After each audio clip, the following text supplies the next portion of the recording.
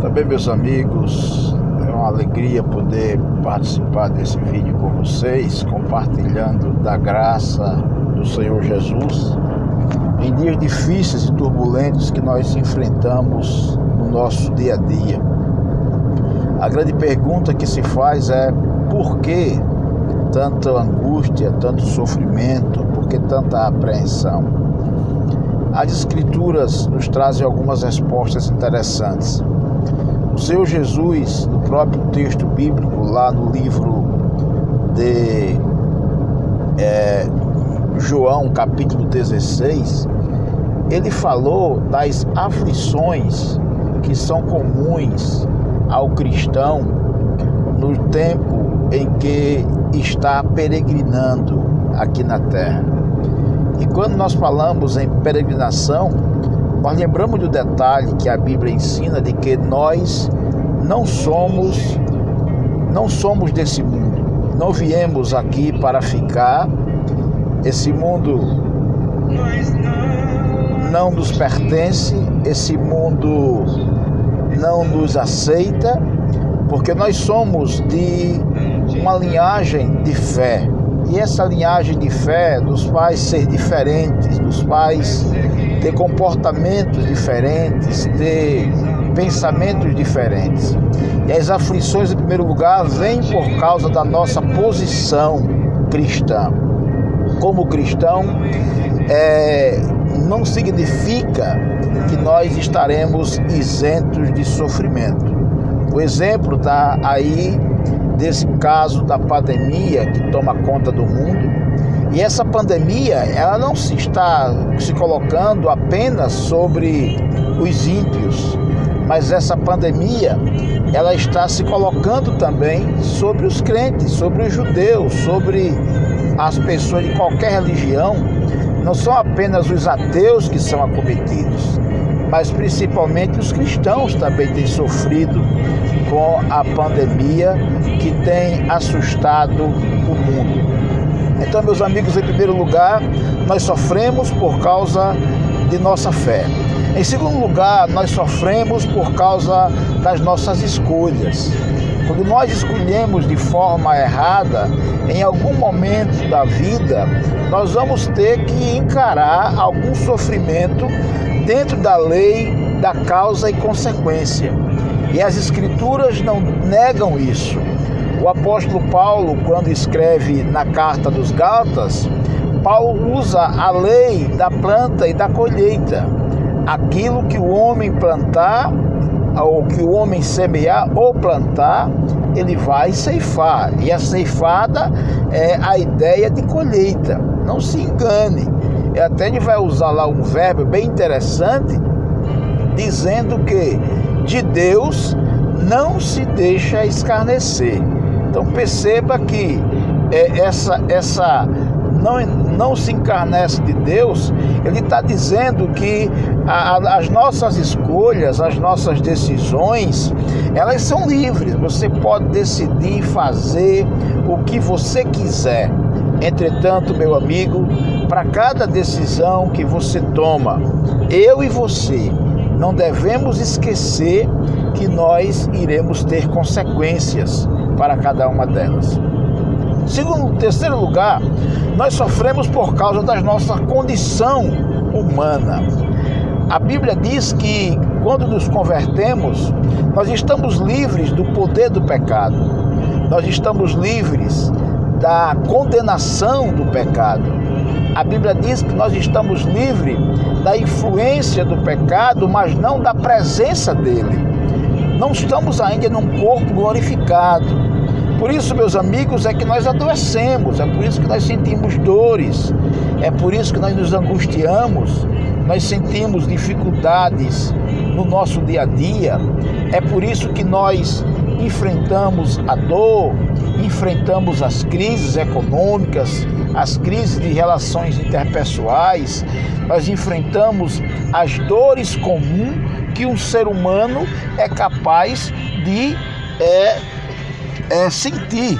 E Jesus, sendo Filho de Deus, ele não teve isento disso. O próprio texto diz que Jesus chorou, que Jesus ficou cansado, que Jesus sentiu fome, que Jesus sentiu sede, que Jesus sentiu a limitação de um ser humano, mesmo ele não sendo um pecador. Então, meus queridos, nós não podemos achar que pelo fato de sermos cristãos, de termos recebido a Jesus pela fé, de que vamos estar isento desses problemas. As enfermidades, elas fazem parte da vivência humana, do desgaste da cronologia aplicada sobre a nossa biologia. O nosso corpo biológico, ele se desfaz com o tempo.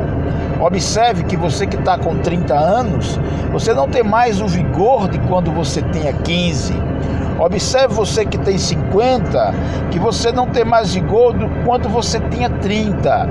Algumas coisas começam a ficar diferentes nos nossos corpos, algumas dores que outrora não existiam, elas passam a existir a partir do momento em que nós nos reconhecemos como ser humano.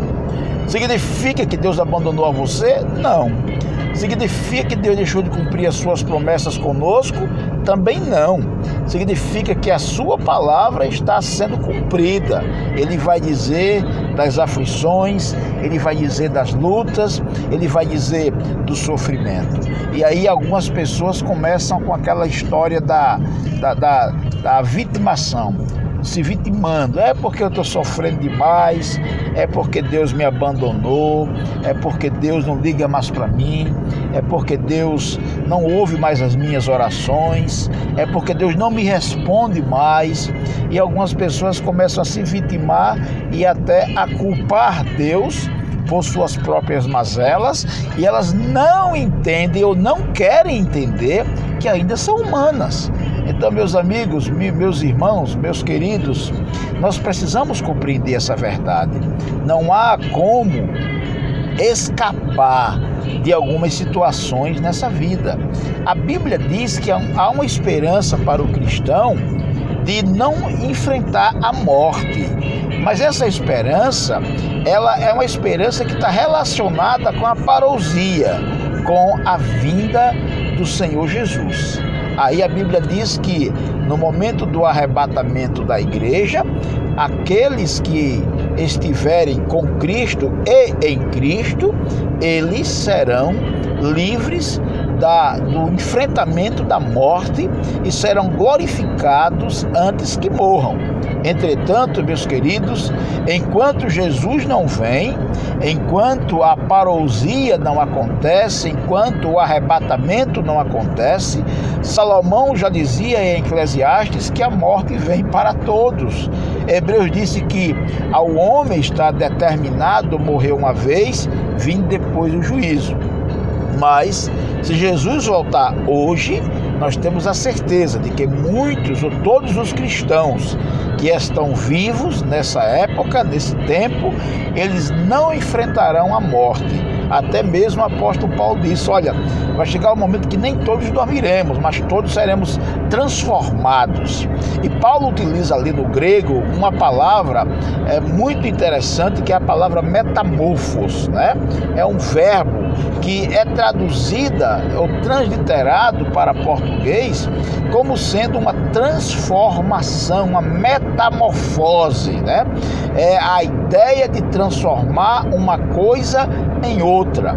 Então, meus amigos, a Bíblia diz que nós seremos transformados, e essa é a nossa esperança. Enquanto os cristãos estavam morrendo por perseguição, por doença, por pandemia, lá na carta aos Tessalônicos, Paulo diz, olha, eu não quero que vocês se entristeçam como os demais que não têm esperança. Nós precisamos ficar em casa? Precisamos. A igreja é importante? Sim, é importante. A gente sente falta da comunhão, sentimos falta de estar com os irmãos, de estar reunidos em um átrio para adorar a Deus, unidos, mas nesse momento nós sabemos que o risco que corremos de enfrentar aquilo que nós chamamos de inimigo invisível, que é o coronavírus. Só uma coisa eu quero dizer para você mais importante, é que mais poderoso que o coronavírus é Jesus. Você não pode se atemorizar, você tem que se prevenir. A gente tem tentado o tempo todo prevenir os nossos amigos, os nossos colegas sobre a necessidade do isolamento social. Entretanto, meu amigo, você não deve, não pode se desesperar pela existência do vírus. A única coisa mais grave que o vírus pode fazer comigo, com você ou com qualquer que o contrai é matar. Para o que não tem esperança, a morte é um desespero, a morte é algo terrível. Mas para nós que somos salvos, a morte ela é o passaporte para entrar no céu. É o último inimigo a ser vencido. E um dia, esse corpo que vai se desfazer com a morte, a Bíblia diz que ele vai ressuscitar glorioso. Por isso, meu querido, acredite na palavra, acredite na mensagem do Evangelho e receba Jesus Cristo como seu Salvador. É tempo de salvação, é tempo de pandemia, mas é tempo de esperança. É tempo de certeza de que a palavra de Deus está se cumprindo.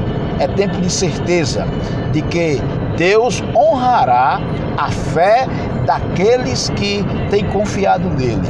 Isso não significa que Deus vai poupar o seu povo de enfrentar e de ter até consequências da pandemia.